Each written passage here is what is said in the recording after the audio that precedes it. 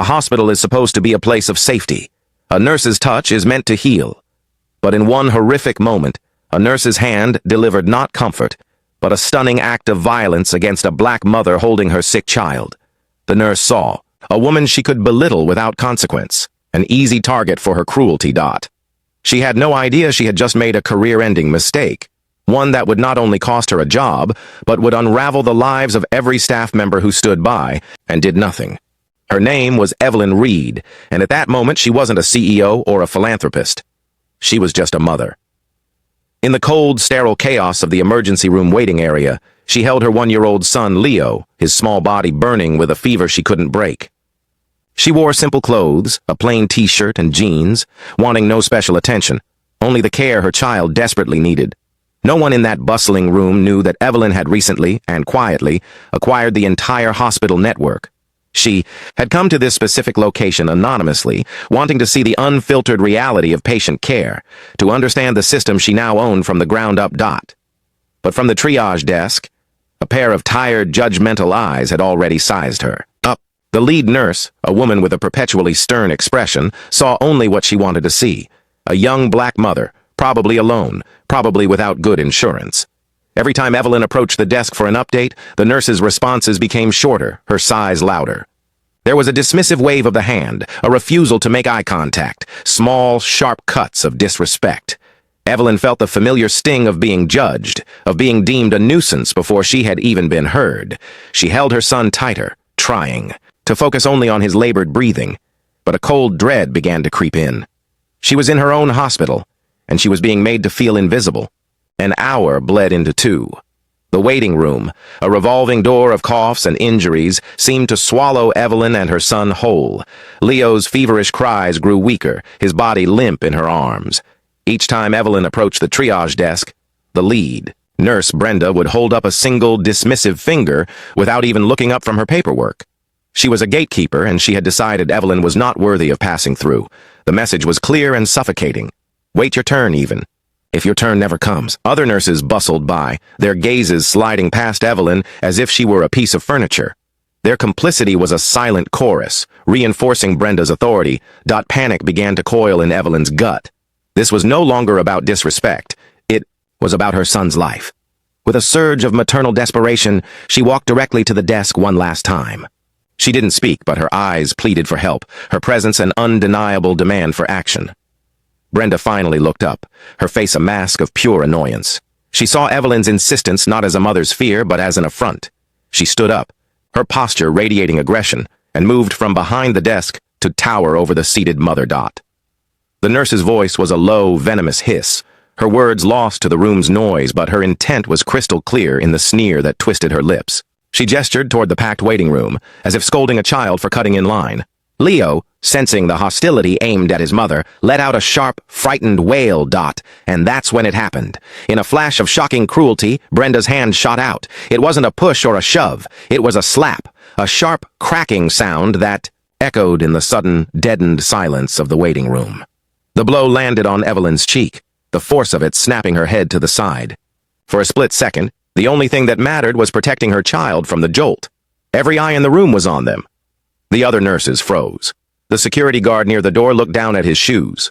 No one moved. No one spoke. Brenda stood there, her chest puffed with a sense of righteous victory, a cruel smirk playing on her lips. She had asserted her dominance. Evelyn sat there, the stinging heat on her face a physical manifestation of the day's humiliation. She didn't cry. She didn't scream. A terrifying, glacial calm washed over her. She slowly stood up, adjusted, the sleeping baby in her arms, and walked away from the desk, not to her chair, but toward a quiet, empty corner of the hallway. Then, with a hand that did not tremble, she reached into her pocket and pulled out her phone.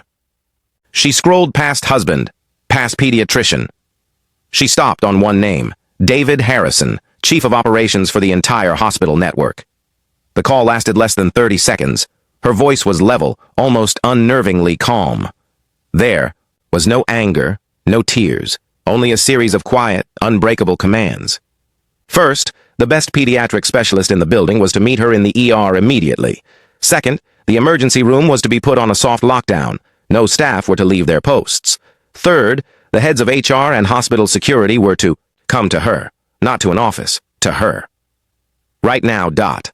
Across the hospital campus, pagers and phones began to scream. A code was issued, not for a medical emergency, but for an administrative one, a code so rare that most staff had never heard it before. Back at the triage desk, Brenda felt a surge of satisfaction, believing the commotion was for something else entirely. She was in control, Dot. Then, the emergency room doors slid open with a pneumatic hiss. It wasn't a patient who entered. It was 3 people in immaculate dark suits, flanked by 2 high-level security chiefs. Time seemed to slow down. The men walked with a purpose that silenced the room. Brenda straightened up, ready to assert her authority, but they didn't even look at her. Their eyes scanned the room until they found the woman in the corner. The lead executive, David Harrison, walked directly past the triage desk, his expression unreadable stone. He walked to the quiet corner where Evelyn stood comforting her child. He stopped before her, inclined his head respectfully, and waited for her to speak. In that instant, the world tilted on its axis for Brenda. The blood drained from her face. The smug nurse, the security guard who looked away, the staff who did nothing, they all watched as the chain of command they understood dissolved before their eyes. The woman they had dismissed, belittled, and assaulted was not just a patient. She was the ultimate authority. And in that moment, they all knew their world was about to end. While the best doctor in the hospital rushed to care for her son, Evelyn Reed stood with a somber dignity she had learned to wear like armor. There were no raised voices, no dramatic confrontations. The reckoning was quiet, swift, and absolute. The nurse, Brenda, was stripped of her credentials and escorted from the premises, her career ending not with a bang, but with the silent, irreversible closing of a door. An immediate, top-to-bottom investigation was launched into the entire ER staff. Every person who stood by, every individual who chose silence over compassion, was now under scrutiny. Evelyn had come to her hospital seeking truth and found a cancer. The slap was not just an attack on her, it was a symptom of a sickness that festered in the hallways, a culture where a person's pain was measured against the color of their skin. There was no joy in this victory, only the heavy weight of a responsibility she now fully understood. This experience would become the fire that forged her leadership, fueling a complete overhaul of patient care protocols, anti-bias training, and a new, unbreakable rule. Every patient would be treated with the dignity they deserved. But this story isn't really about the rare moment when injustice meets its match in a person of immense power. It's about the thousands of times it doesn't. This was a story of karma that could only be delivered because the victim owned the building. It leaves us with a deeply unsettling question. What happens when the mother holding her sick baby has no one to call? How many stories like this end, not with a reckoning, but with a silent, unheard cry in a crowded waiting room?